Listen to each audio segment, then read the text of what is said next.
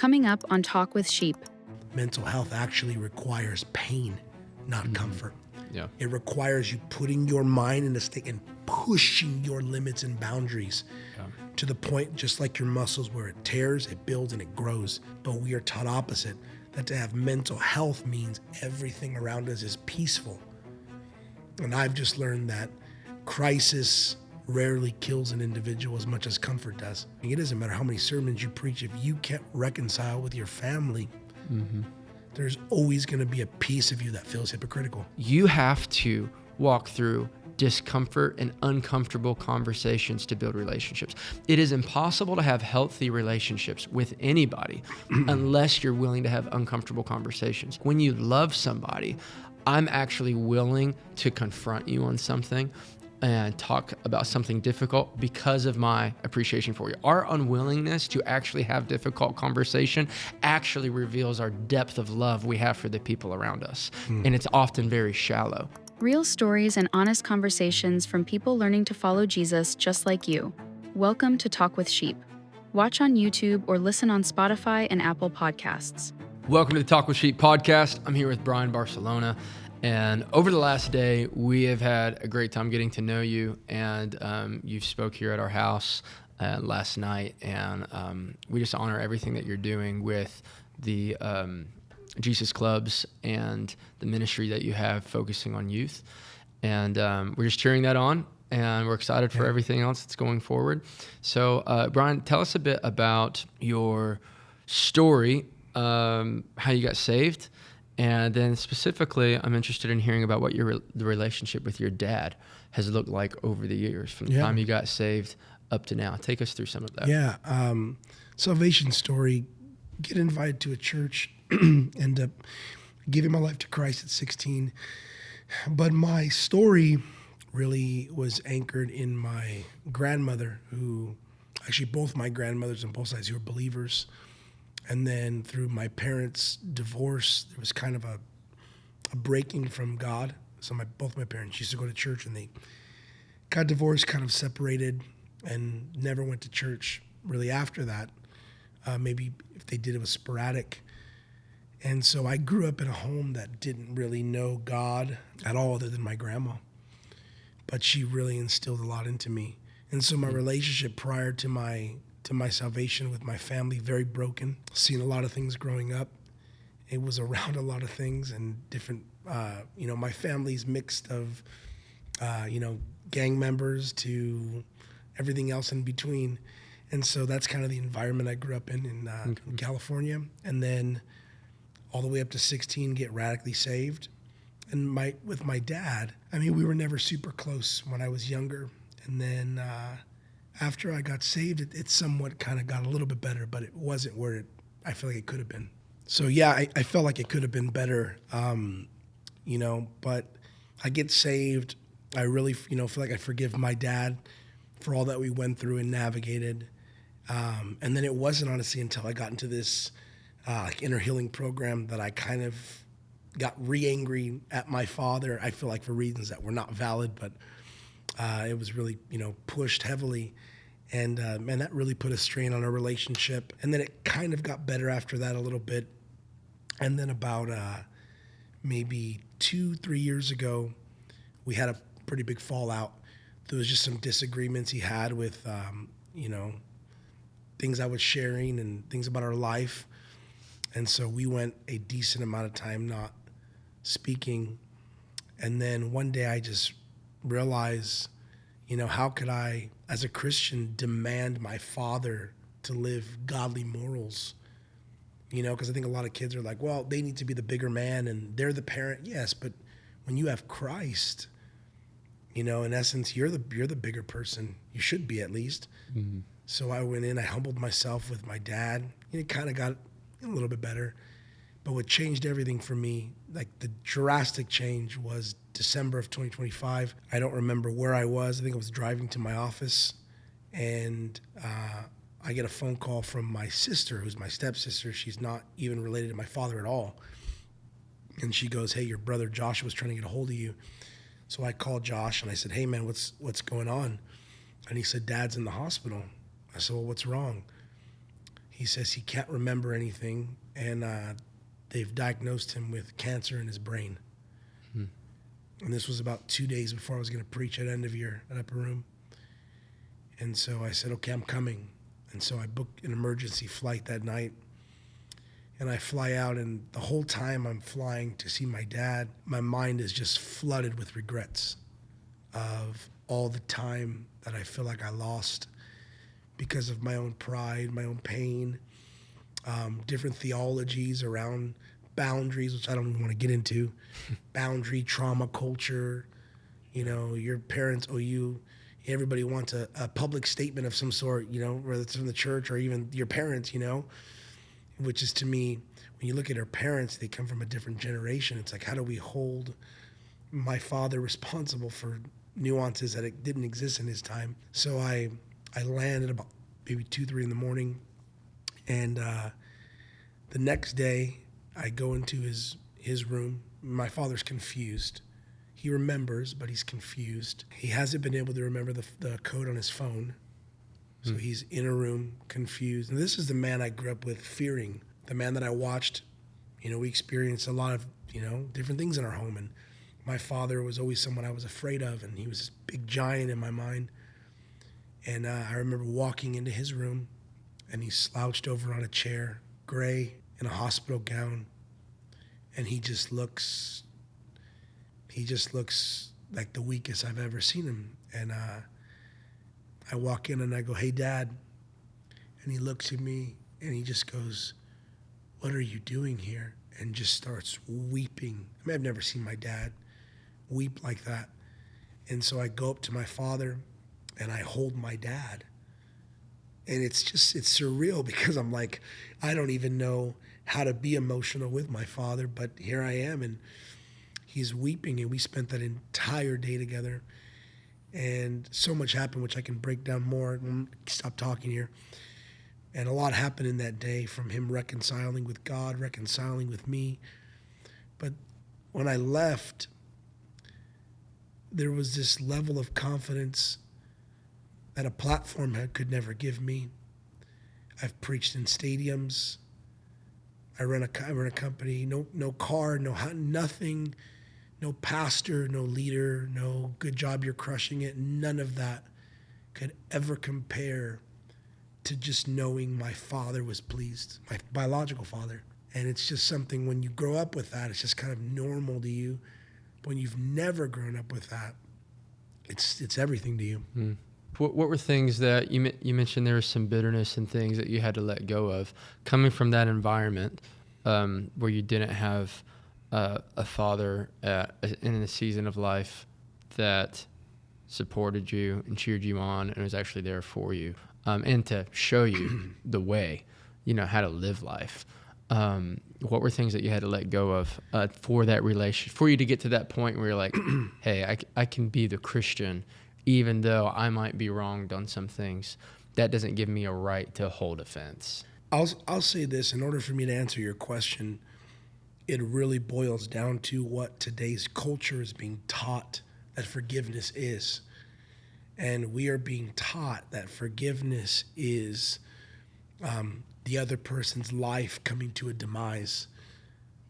Then justice has been served. Or then I can forgive. When I look at my relationship with my dad, I have an interesting life. So grew up in domestic violence all the way till 10 years old. At 10 years old, around 9, 10 years old, my parents split. At the age of 10, my communication with my mother completely cuts off for 5 years. So you got to imagine I don't know how it all works psychologically, but the emotional detachments, the things that you navigate. So from 10 to 15, I get involved hanging around gangs in San Jose, California. I idolize this lifestyle. It's what I want the most, more than anything, because it's the first place I really feel like I belong.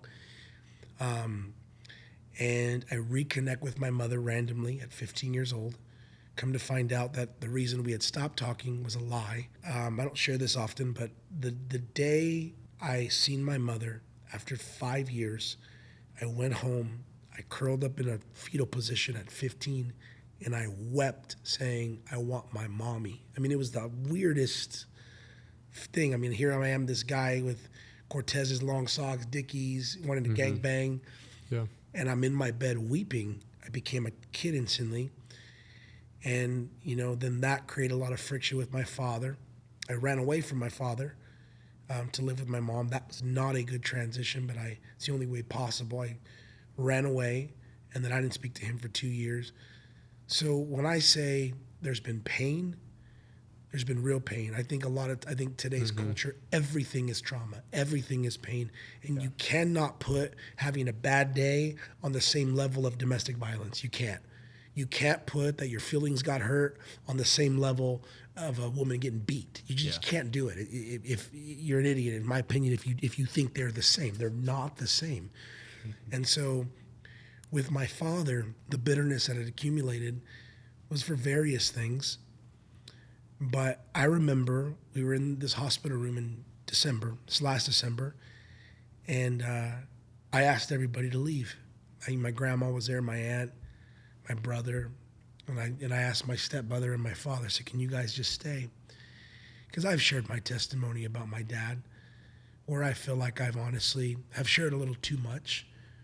That was one of the friction points we had, was him hearing me sharing things, which again, whether something happened or not, I feel like I could have honored and framed my father a little bit different, especially as an unbeliever. So they left, and it was my stepmother, and my father. He's laying in the bed, and I look at my dad. I'm crying, and I said, Dad, I just want to ask you if you'd forgive me.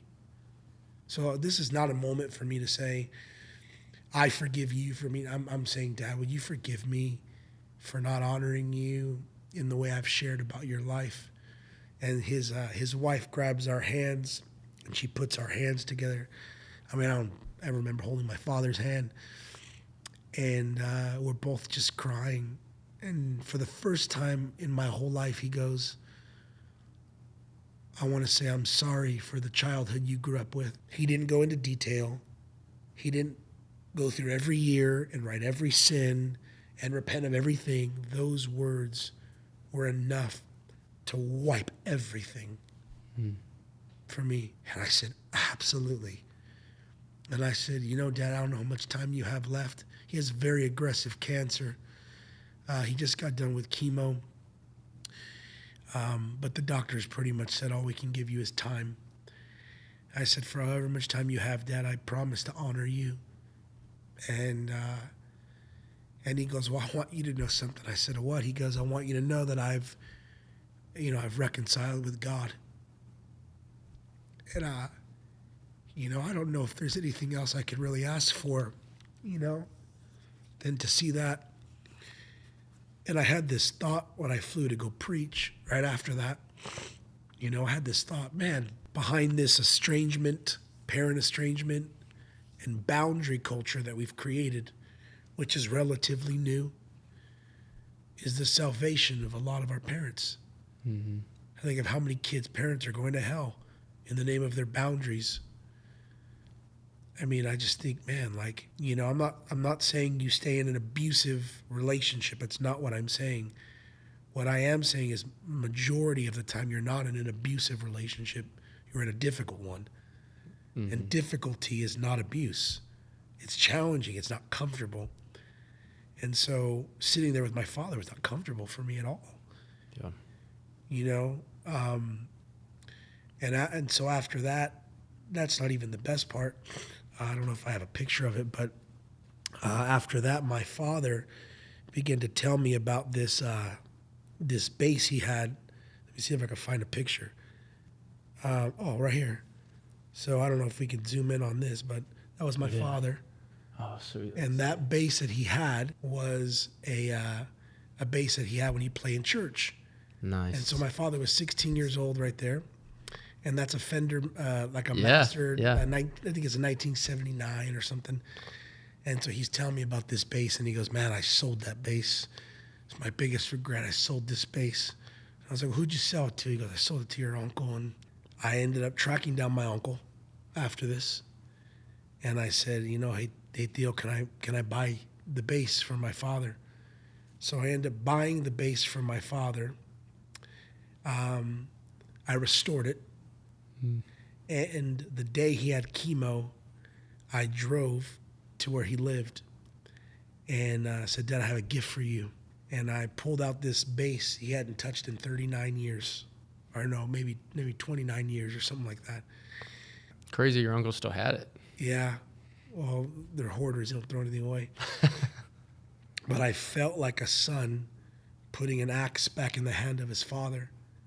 And I'm not saying this is everyone's story, but I do think that I just view life so differently in mercy and in grace. And, that day, you gotta understand, my dad wouldn't even drink out of a drink I drank. He just was very to himself, and I had to help him do his insulin shot. It was just, I'm watching my dad in just one of the weakest moments, and I just thought, man, like, this is Christianity. Mm-hmm. And I could say this for anyone watching, I am and was in those moments far more happier than any time I had a boundary and something I thought my father owed me. My dad owes me an apology. My dad owes me this. Man, I just wish I would have known this sooner. I feel like I was lied to, with all these different theories and stuff. And I'm just glad we are where we're at today.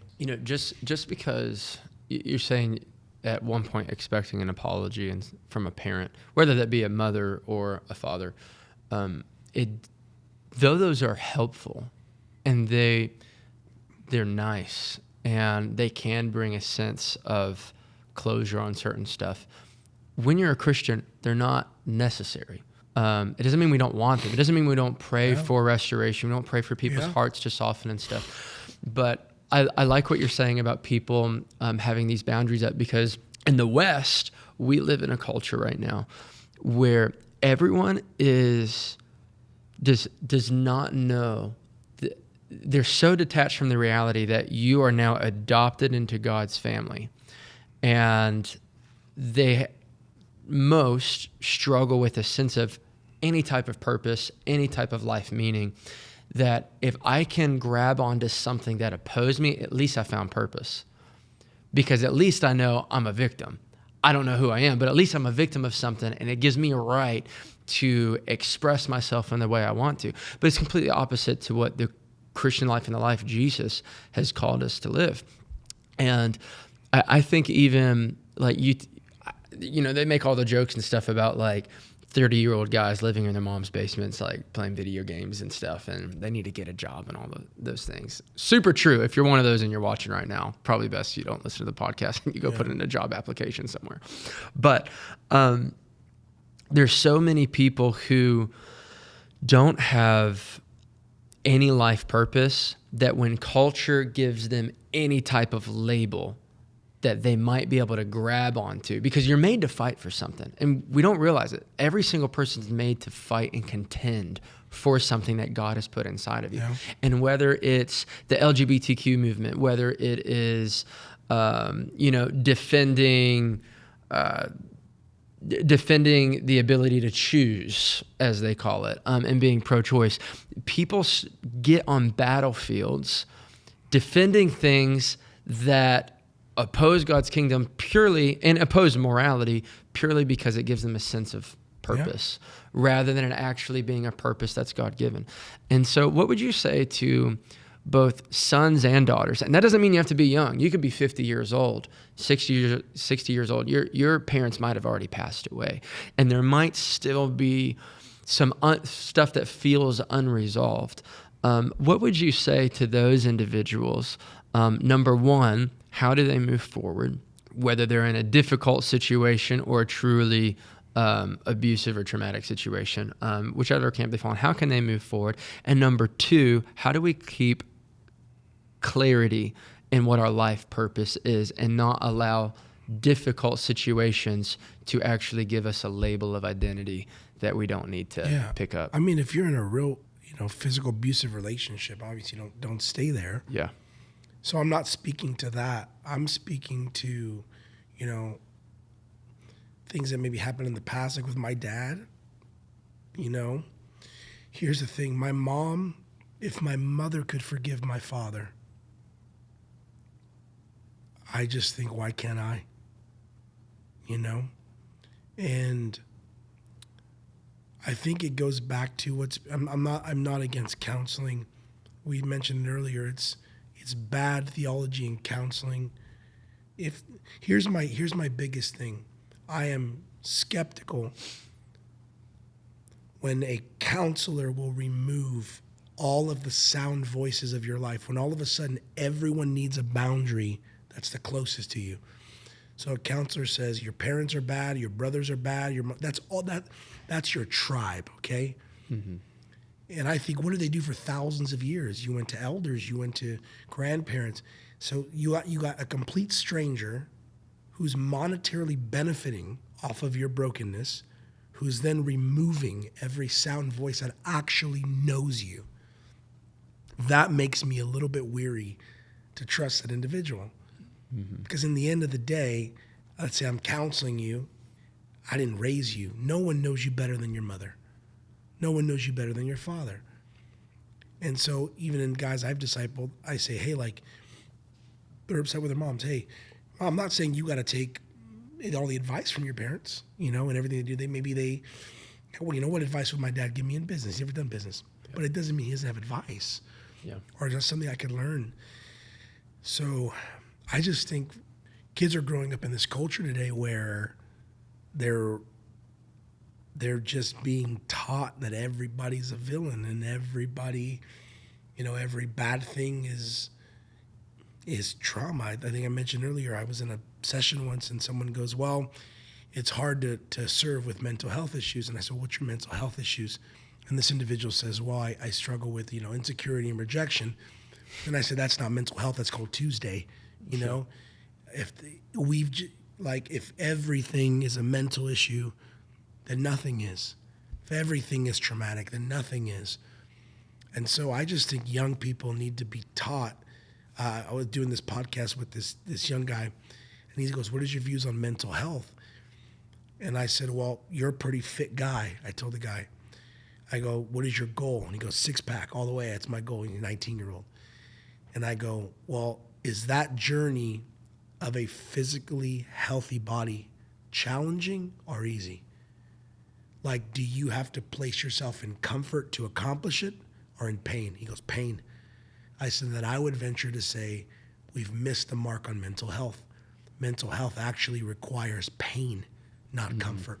Yeah. It requires you putting your mind in a state and pushing your limits and boundaries to the point, just like your muscles, where it tears, it builds, and it grows. But we are taught opposite, that to have mental health means everything around us is peaceful.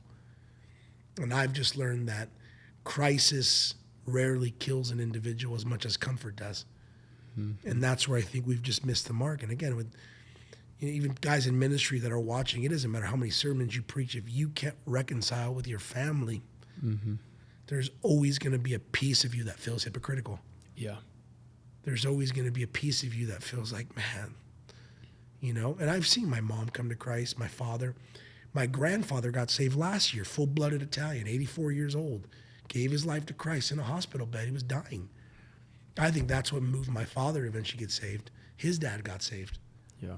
And when my grandpa got saved, it was a miracle. Yeah. It was hilarious. Pastor came to pray for him, and he goes, he had kidney failure and cancer. And he goes, if I make it out of here, I'm coming to church. Well, he made it out, so he had to go to church. And my father told me a week and a half ago, maybe a week and a half ago, he says, hey, after I get out of, recovering, he goes, I'm going to church. I have a 12, 13-year-old brother. And his biggest regret is not raising him in God, because he realizes he doesn't have much time now. Touching on the definitions of mental health, dude, that is, in the Western church, that's crucial. You have to have discomfort to have any type of growth. When I was growing up, my mom is like a straight shooter. Like, if you get to sit and have a lunch with her, she's going to say what she thinks. And that's the home we grew up in. And so she would force us in uncomfortable situations growing up because she understood that you've got to be able to go through pain. Like my sister, for example, this is a minor example, but my sister is naturally just a big introvert. So my mom would make her go pay for stuff at cash register. She's like, you're going to go talk to that person. You're going to give them the money. You're going to pay for the gas, or you're going to pay for this and stuff. Then with me, even in my teen years and preteen years, I remember being 12 years old, and I had a conflict with a friend, and she noticed me and this friend weren't talking to each other at church for like 2 or 3 weeks or a month or something. And she's like, what happened to you and so-and-so? And I was like, oh, we're not talking, like this thing, da-da-da-da. And she was like, okay, didn't say nothing. And all of a sudden, the next day, he's at my house. And she called his mom, and I'm like 12. I was 11 or 12. Called his mom and said, hey, I need you to bring your son over because my son and him need to talk. And so brought him into the house.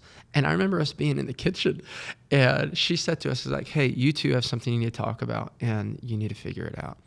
And left the room. And so there was something in her that realized exactly what you're saying, which is you have to walk through discomfort and uncomfortable conversations to build relationships. It is impossible to have healthy relationships with anybody unless you're willing to have uncomfortable conversations. And that's actually an expression of, and I don't want to use the word softly because it's tossed around so much, but like when you love somebody, I'm actually willing to confront you on something and talk about something difficult because of my appreciation for you. Our unwillingness to actually have difficult conversation actually reveals our depth of love we have for the people around us. And it's often very shallow because my love for that person stops the moment I have to be uncomfortable to make sure the relationship moves forward in a healthy way. And that actually reveals my shallowness. It reveals a lack of depth that as a follower of Jesus, Jesus has instructed me to live in. And so on the parental side, I think parents, because there's two angles. People who are raising kids now, your kid, you have to raise them through discomfort. You're not raising kids to receive life. You're raising kids to navigate life. You're raising kids to walk through life, and there has to be discomfort in that. And then if you're outside of your parents' home now, you've got to start bucking up and you got to start saying, hey, listen, there's maybe 2 or 3 really important relationships that I've had in my life that I need to go talk with. And someone said recently who I was counseling, they're like, yeah, but what if they don't receive it? And what if they don't reciprocate because there was wrong on that individual's part? And what if they don't recognize it or acknowledge it? And I told the person, I was like, that's actually partly irrelevant because this is about who you are. This isn't about what you get in response. It's about you learning, I value relationships and I value being like Jesus. So I'm willing to have an uncomfortable conversation, even if it's rejected, because you have to start walking in who you are actually called to be, despite whatever that individual's response may be. I mean, when I flew to see my dad, do you think I knew that response? I didn't know what my response was going to be. Yeah. I didn't know what that day was going to look like. There's risk. I just knew I cannot live with the regret. Yeah. If my father dies, I cannot live with the regret that I didn't come. And the whole day, I forgot to mention this, as different nurses would come in the room, he'd say, hey, this is my boy. He came all the way from Dallas to see me. Yeah. This is my son. And he ended up telling his wife, who told me later, the highlight of my life was reconciling with Brian. His name is Brian too. And so another thing I'll say with this, there's this guy I love. He's called the Breathe Geek on Instagram. I don't think he's a Christian, but I really like his stuff. He was talking about how they did a study where they took people that had good homes and they implanted a bad memory that never existed, how they got lost in a mall. And 50% of those people started remembering in vivid memory a fake memory that never happened. Yeah. when I went to deliver the bass to my father, my whole life my parents were always at war. So when they were together, they were at war. When they got divorced, it got really bad. And they would actually pin me against one another. So I'd go see my mom. My mom would pin me against my dad. So growing up, I was never a kid. I was a weapon, Mm-hmm. And so I have very skewed memories of both parents from what I was told. So all my life, I thought my father never loved me. My dad was never close to me. So my dad, when I'm over his house, he goes, "Hey, let's watch some old home videos of you." So he puts on the VHS in the VCR. People don't even know what that is, probably. So he pops in the tape in the VCR, and we're all these home videos of when I was barely, born, or all the way to maybe 34 years old. And my father in these videos, he's saying, "Where's my baby boy?" And I'm sitting there thinking, this is so opposite of everything I've believed about you for 35 years. But how do I deny factual evidence? But it showed me the power of the brain and bad advice and bad leaders. I'm just saying this now. I'm not saying this is the case for everybody, but you're even seeing this translating now with, you could have someone serve in a ministry for 10 years and it was great, and all of a sudden they leave and, well, it wasn't great. That's, to me, it happened on my family scale level where, I had a hard childhood, but I also had good moments too. I was watching me open up birthday gifts and, all these different things. And it's just insane how you could believe something just because someone tells you, you know what, that was actually challenging. Like I mentioned, there was a point in my life where my relationship got bad with my dad again because I had a counselor say, you're angry with your dad. I said, no, I love my father. This is before everything. No, you're angry with him. I said, no, I've forgiven my dad. You're so angry that you think you're not angry. And then it's also like, well, maybe I am angry, and they get all angry. And you just got to be real careful, man, who's speaking into you. That's a path that I think a lot of people need to take. So as we wrap up, if you were just to give 2 or 3 steps to someone who feels like they might be in a position like you were with their parents, what are 2 or 3 things you'd want that person to know? I would say look at yourself. Look at the flaws of your life.